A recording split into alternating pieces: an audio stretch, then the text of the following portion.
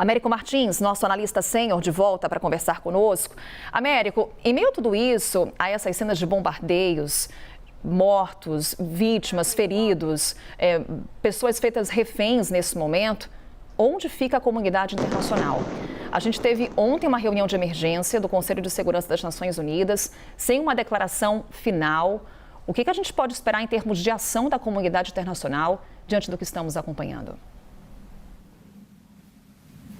Carol, em primeiro lugar, essa reunião de ontem do Conselho de Segurança, que chegou a conclusão nenhuma, não emitiram sequer um comunicado depois dessa reunião, mostra uma erosão do poder do Conselho de Segurança devido à polarização que você tem lá dentro. Dos Estados Unidos do lado, China e Rússia do outro. A grande parte da comunidade internacional, obviamente, condenou este ataque abominável do Hamas. Mas Rússia e China têm, primeiro, uma disputa muito forte com os Estados Unidos, no caso da Rússia envolvendo inclusive a guerra na Ucrânia, no caso da China, a disputa geopolítica de longo prazo entre os dois, e esses dois países têm relações muito fortes com o Irã, que é o principal financiador do Hamas e o que eu tenho chamado aí de o sujeito oculto nesse conflito todo, cada vez menos oculto, inclusive, cada vez mais claro a participação do Irã em termos de ajudar o Hamas, coisa que já faz há décadas.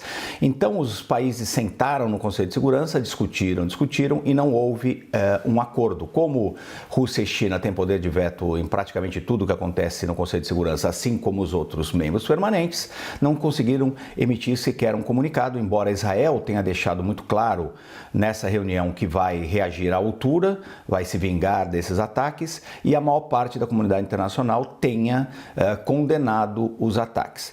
Os Estados Unidos também anunciaram que estão mandando navios e aviões de batalha lá para a região no Mediterrâneo, às costas de Israel. Não existe muita possibilidade desses armamentos americanos serem utilizados. Eles não estão enviando tanques e navios de guerra, aviões e navios de guerra para combater os militantes do Hamas, os centenas de militantes do Hamas que entraram em Israel. Essa é a função das forças de defesa de Israel.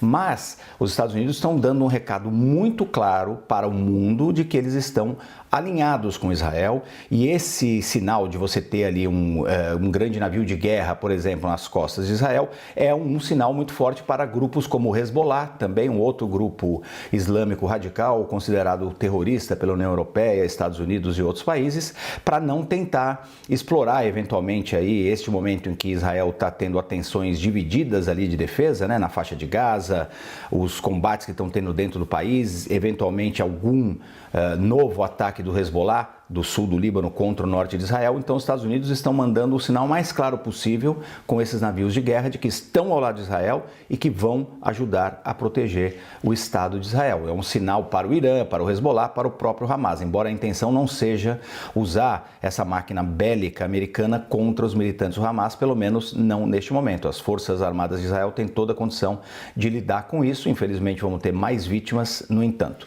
Agora, Carol, isso também mostra essa erosão, né, do Conselho de Segurança. Eles não conseguiram sequer chegar num documento final. Se tivessem chegado também, não iam conseguir mudar muito a realidade no campo entre palestinos e israelenses, uma situação que é muito complicada, polarizada, e ficando cada vez pior com esse tipo de ataque, sem o Hamas, por exemplo, reconhecer o Estado de Israel e sem as autoridades de Israel se reunirem com os palestinos já há alguns anos, devido a essa alta polarização dos dois lados. E, Carol, já que estamos falando dessa questão da comunidade internacional, o ministro Mauro Vieira falou agora há pouco, lá em Jacarta, ele está participando de uma reunião lá bilateral, eles estão tratando de meio ambiente, relações entre Brasil e Jacarta, mas ele falou, obviamente, sobre a presidência do Brasil no Conselho de Segurança e também sobre o conflito em Israel.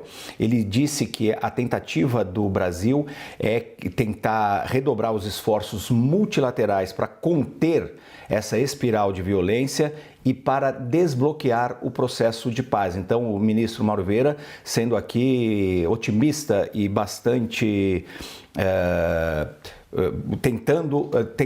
tentar usar esse conflito que está acontecendo aqui para tentar reabrir o processo de paz que está parado há vários anos.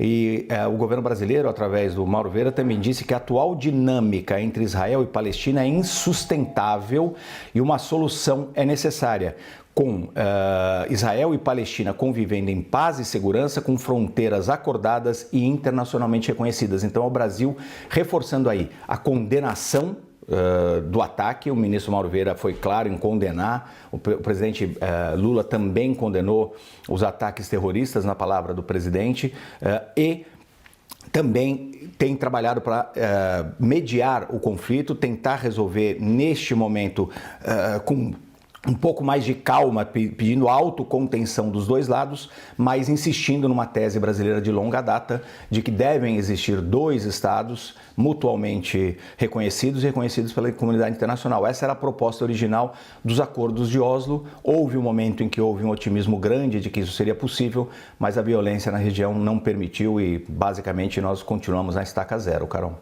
E é um baita teste para a diplomacia brasileira, né, Américo? Porque nesse momento o Brasil ocupa, como você muito bem lembra, a presidência do Conselho de Segurança das Nações Unidas e o Brasil quer uma reconfiguração desse conselho, inclusive ali questionando a questão dos assentos permanentes.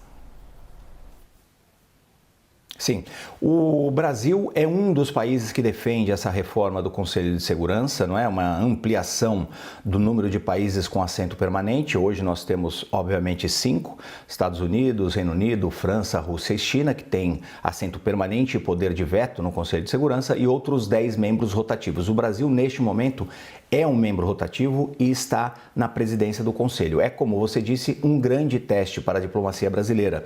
É uma forma da diplomacia brasileira mostrar que o país tem, sim, condições de ter um assento permanente no Conselho de Segurança, que a nossa diplomacia é forte, que o Brasil tem alguns ativos, inclusive, ele não tem inimigos. O Brasil é um país que pode propor conversas entre palestinos e israelenses porque tem excelentes relações com os dois, tem comunidades desses dois povos no Brasil, por exemplo, comunidades muito fortes.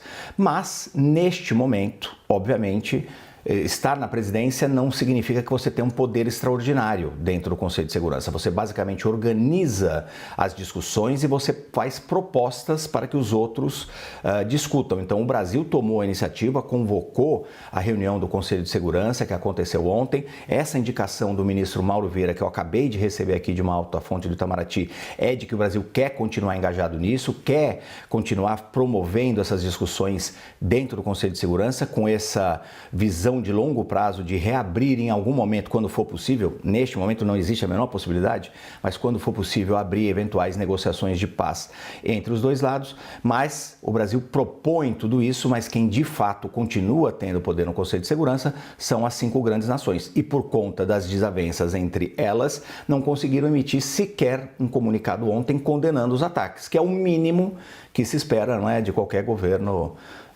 que tem ali algum compromisso com direitos humanos, etc.